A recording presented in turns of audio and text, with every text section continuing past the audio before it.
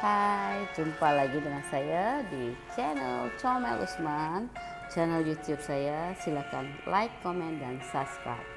Oke, di channel ini saya akan selalu bercerita tentang cerita horor karena saya sangat suka dengan cerita horor mistik.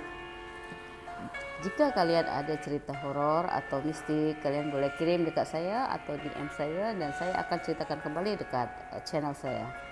Oke, kali ini saya akan bercerita tentang senjata makan tuan. Cerita ini bermula kepada seorang lelaki berumur 30-an yang terjadi di tahun akhir dari tahun 90-an, yakni sekitar tahun 98 dan sampai tahun 2000. Okey, lelaki ini kita bagi nama Fafa.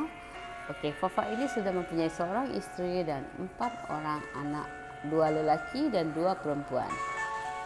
Di dalam kehidupan dia, kehidupan normal saja, tak ada apapun. Tapi Fafa ini dia banyak mempunyai ilmu kebatinan, ilmu kanuragan dan ilmu kebal. Dia menuntut itu semua dengan keyakinan yang lebih kepada diri dia. Di saat dia dalam kondisi apapun, dia tetap tegar. Pernah satu ketika dia di jalan, ada 10 perompak yang mau merampok dia. Sedikit pun dia tidak luka.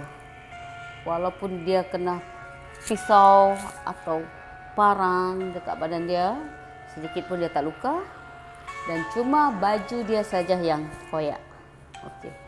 Dari situ ada keyakinan yang lebih pada si papa ini, karena dia tahu apa yang dia punya dan ilmu yang dia ada.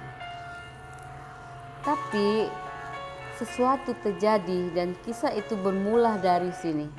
Di saat dia pergi ke klub malam dia dengan kawan dia. Okey, di situ dia berjumpa dengan seorang perempuan klub malam bernama Nina dan mereka saling tertarik dan macam orang jatuh cinta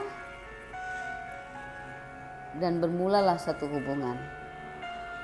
Tapi hubungan ini sangat toksik. Sering kali bergaduh, sering kali bertengkar, tapi selalu ingin bersama. Kalau di saat baik, di saat romantis, Fafa ini akan menceritakan tentang diri dia, tentang apa yang ada pada hidup dia. Dan dia menceritakan tentang kekurangan di dalam ilmu dia. Nina mendengar dan simpan dalam hati. Oh, dia tahu apa kekurangan si papa ini. Dan di dalam kehidupan ini, kasihan dekat isteri dia. Tapi isteri dia tak pernah bergaduh dan tak pernah menuntut apapun dengan suami dia. Walaupun dia tahu suami dia ada perempuan lain. Di suatu masa, si Nina ini, dia memang tak boleh hilang dari hidup dia untuk pergi malam. Sebab dia sudah terbiasa dengan kehidupan malam.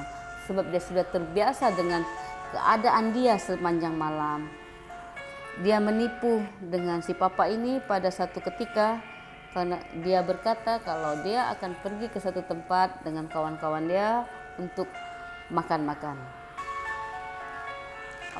Si papa yang merasa curiga, dia cuma diam.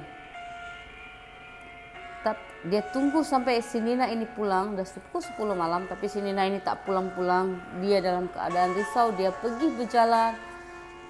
Entah kenapa ada satu orang tu menegur dia dan memberitahu dia kalau Nina ada di satu tempat. Okey. Dengan perasaan yang sangat marah, dengan perasaan yang menggebu-gebu, dia pergi ke satu tempat, satu hotel yang kawan dia beritahu kalau Nina ada di satu kamar dekat situ. Tanpa fikir panjang, tanpa apapun, dia kedor pintu dan dia tutup dia dan dia panggil dengan nama isteri dia, Nina, Nina, Nina, Nina, Nina, Nina.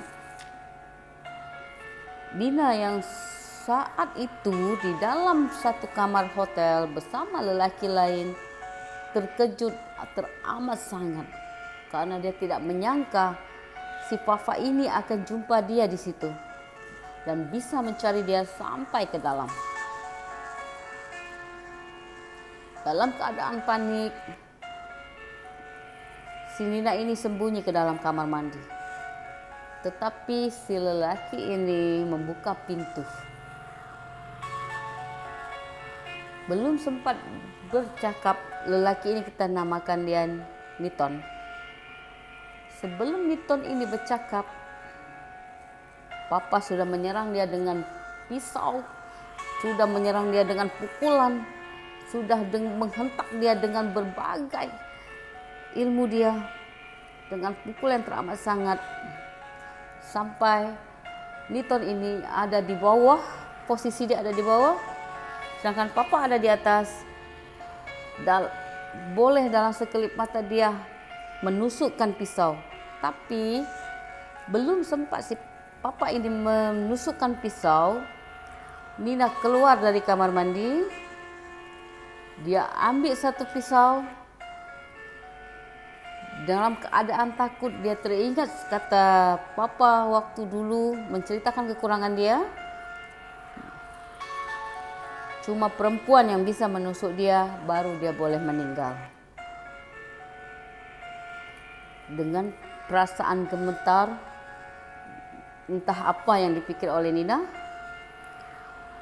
dia tusuk perut Papa itu tak dalam, tak berapa sangat dalam, mungkin dalam segini, dia tusuk.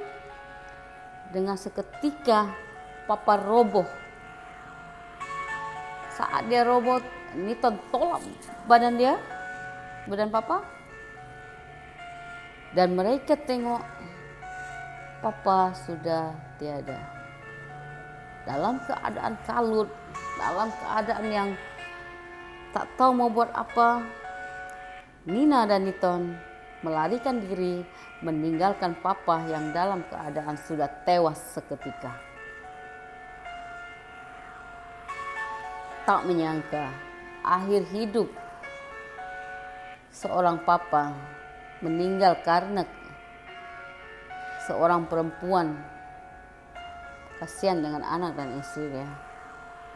Tiada penjelasan. Mati sia-sia hanya karena perempuan yang tidak menghargai dia. Dari sini belajarlah. Bukan semua yang orang hidup dengan kita, dia baik dengan kita. Berhati-hatilah dalam memilih seseorang, dalam memilih teman hidup. Apapun yang terjadi, itu adalah suatu pelajaran. Oke, jumpa saya lagi di lain kesempatan dan cerita yang terbaru. Oke, bye.